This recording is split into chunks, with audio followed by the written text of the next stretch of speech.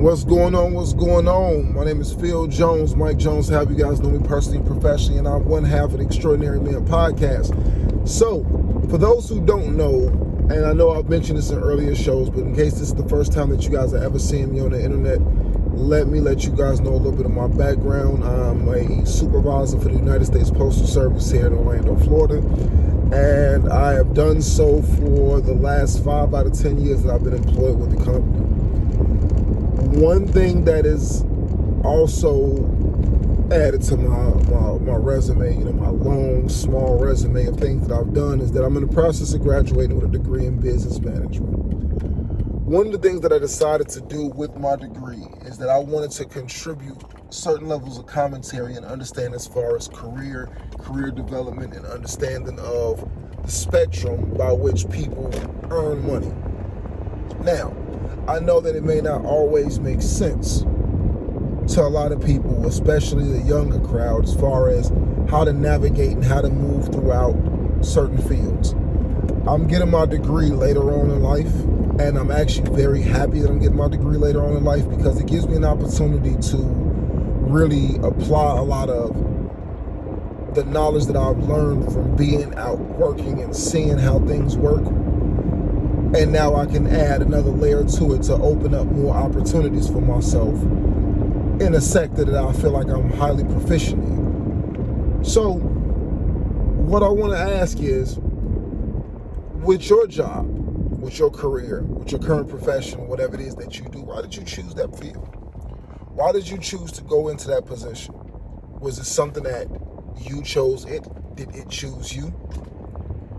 Was it a labor of love? Was it about the money? What was the decision, or what was the deciding factor that told you that the current thing that you're doing is the field for you? There's so many varying spectrums as far as why people do what they do or why they chose to do the fields they chose to do, and no one person is exempt from answering that question. A lot of us don't even know why we do it. Some of us started working in a certain sector like retail management. We started working and we just decided, well, since we were here and we realized that we were good at it, we may as well move up the chain. Some of us go to school and we get involved in things that are passions, things that we truly desire to do, such as art, teaching, mathematics, whatever the circumstances may be. I mean, it's such a myriad of different things that we get involved into. But there's usually a reason, there's a core reason why we make the decisions that we make. So I'm asking those who are tuning into this is, what made you make the decision that you made? What made you decide that, okay, I'm going to dedicate my time and my energy into cultivating and honing in on this particular skill that I'm currently earning money on? Doesn't matter what you do, fast food management, entry-level employee at any company, bank teller, whatever the situation is, why are you where you are current day? And I'm not asking this in the sense of whether you feel like you're losing or you're winning. It's just why the decision that you made that got you into the position that you're here, is it where you want to be? And if so, why? I like to understand that from anybody that's there, because one of the things that happens is that, for instance, let's use a couple examples.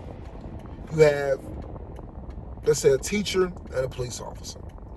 Both of these careers are highly essential careers because one is based on the safety of the public and the other one is based on the education of the public. Both of these two professions are public servants. And as public servants, they provide a very vital service to the citizens of the United States. Now, are they truly compensated to the extent that they deserve to be compensated? Absolutely not.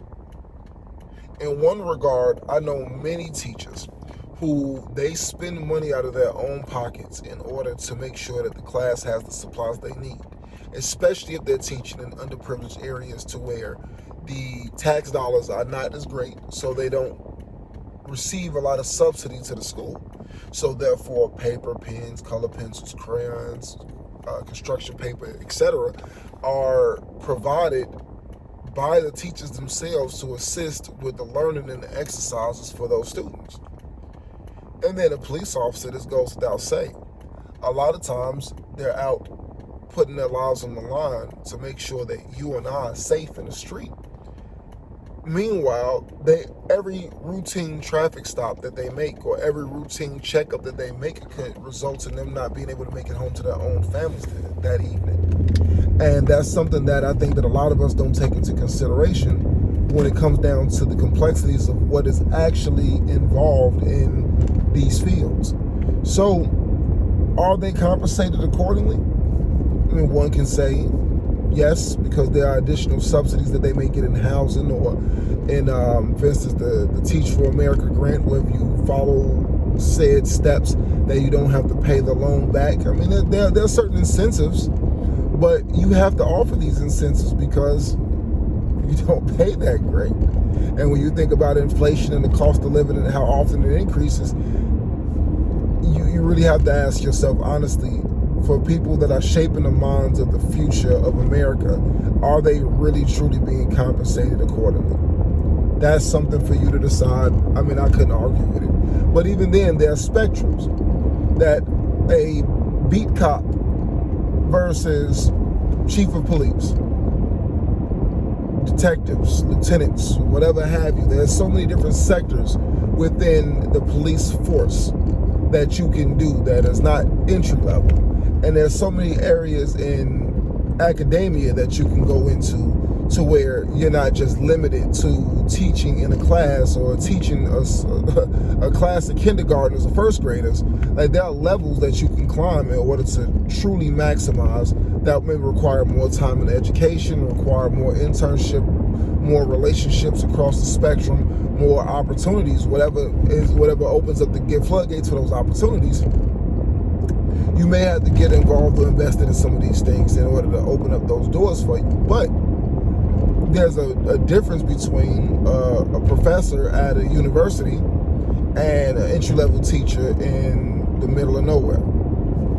So you think about the spectrum by which you can climb in order to really capitalize off of what these professions have to offer. The sky's the limit, and you have to decide whether or not you are satisfied at the entry level where you are.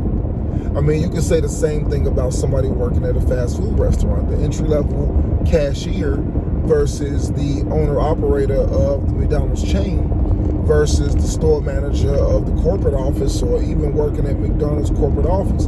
These are all working for the same company, but the scope of what it is that they do differs in complexity, which also differs in pay.